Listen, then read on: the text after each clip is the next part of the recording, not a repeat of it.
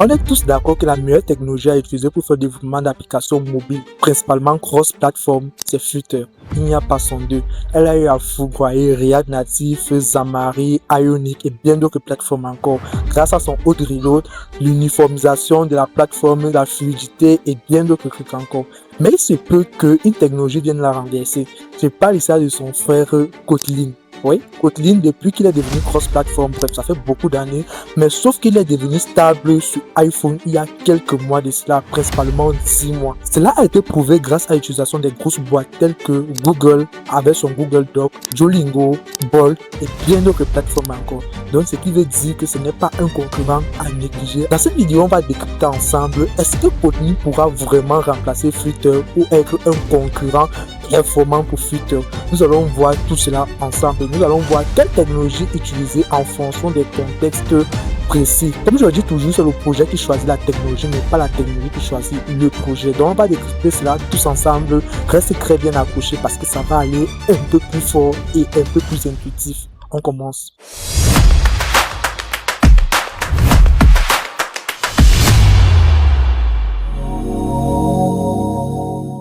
Hello les amis, j'espère que vous allez bien. Moi c'est Bélius. Pour ceux qui ne me connaissent pas, je suis développeur d'applications mobiles. Donc abonne-toi, like et partage la vidéo. Et si toi tu me connais déjà, like juste la vidéo.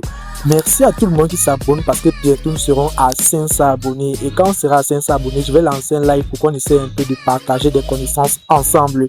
Donc merci beaucoup à tout le monde qui like et qui partage mes vidéos. Vraiment ça me va tout droit au fond du cœur. Ceux qui n'ont pas encore téléchargé mon application Fire CN, je vous invite à le faire maintenant. Et ceux qui veulent voyager pour l'Italie, l'Allemand, je vous recommande le mieux centre linguistique Ken. Et là, nous on peut commencer directement la vidéo. On ne pourra pas aller plus loin sans commencer par parler de Flutter. Je sais que vous connaissez les avantages de Flutter parce que si tu es déjà sur cette chaîne, tu sais forcément coder en Flutter. J'ai eu à faire sortir plus de 50 vidéos où je parle uniquement de Flutter, les avantages, les inconvénients, les publications, les widgets, tout ce qui concerne Flutter.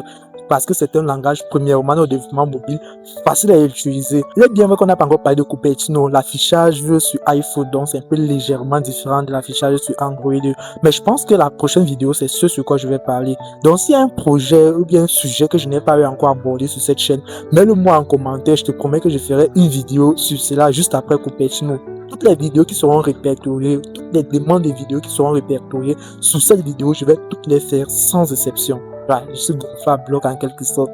Bon, on va continuer. On est d'accord que Flutter est un langage facile à utiliser. Son haut reload en fait est parfait lorsque on veut faire les tests d'application et bien d'autres trucs encore. Sans oublier que avec son UI qui est fidèle sur toutes les plateformes Android et iPhone, c'est vraiment la meilleure des choses. La fluidité, c'est impeccable sur toutes les plateformes. Ça ne change pas, ça ne dérange pas, ça ne bug pas. Et on n'oublie pas aussi la nativité. Quand je parle de nativité, faire référence ici à la façon dont ça s'exécute de manière native sur chaque appareil. Il n'y a vraiment pas une grande différence, que ce soit iPhone, que ce soit Android. On est tous d'accord que vous connaissez déjà ces avantages-là et les inconvénients que Flutter peut avoir. Il est temps pour nous de parler d'abord de Kotlin cross-platform, la pépite du jour en quelque sorte. Kotlin cross-platform est né depuis 2013. Donc, la première des choses qui se sont concentrées, c'est sur la logique métier. La logique métier est devenue multiplateforme depuis 2013. Donc, avec une seule logique métier, tu pouvais l'utiliser sur iPhone et Android. Et qui dit logique métier, on fait référence aux bases de données, les clics et bien d'autres trucs encore. Mais au fur et à mesure, ils ont décidé de s'améliorer. Et depuis 2024, Google a décidé de l'adopter ou bien de l'utiliser en quelque sorte. Ce qui fait en sorte que depuis ce temps-là, les paquets que Google faisait sortir appartiennent ou bien vont directement au niveau de Kotlin cross-platform. Mais depuis 2025, donc il y a de cela 10 mois exactement, c'est devenu stable sur iPhone. Quand je dis stable, vous comprenez de quoi je veux dire en fait. Ça veut dire que quoi, maintenant avec un seul code source, vous pouvez l'avoir sur iPhone et sur Android.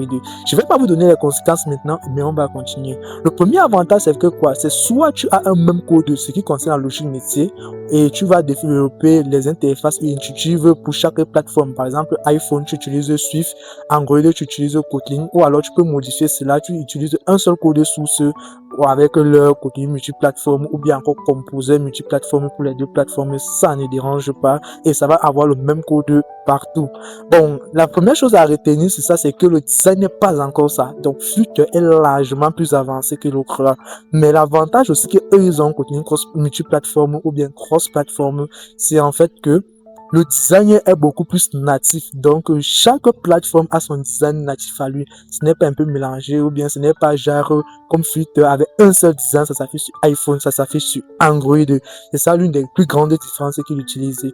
Mais le principal, en fait, c'est qu'il n'est pas encore si avancé que ça. Il ne fait même pas encore un an sur le marché, je vais le dire ainsi, quand on compte l'avancement sur iPhone. Donc, c'est difficile, en fait, de dire s'il va pouvoir fourrailler Twitter. Bon, on a déjà beaucoup parlé, il est temps que je vous donne, en fait, quand utiliser qui pour quel projet. Alors, je tiens d'abord à rappeler que j'ai développé une application, en fait, qui permet de recouvrir les téléphones perdus.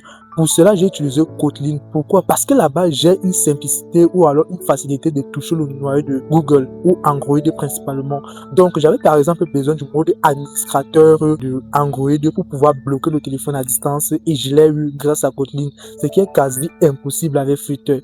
Ou alors, je vais par un cas simple pour pouvoir accéder au Bluetooth. Je parle au Bluetooth même, par à la première version, bien les versions qui viennent de sortir, les BLE, qui a encore les Bluetooth, les casques, tout le reste qui est facile à capter, mais le Bluetooth même, pour ceux qui ont déjà à tester, ils savent de quoi je parle en quelque sorte, c'est très compliqué à l'avoir.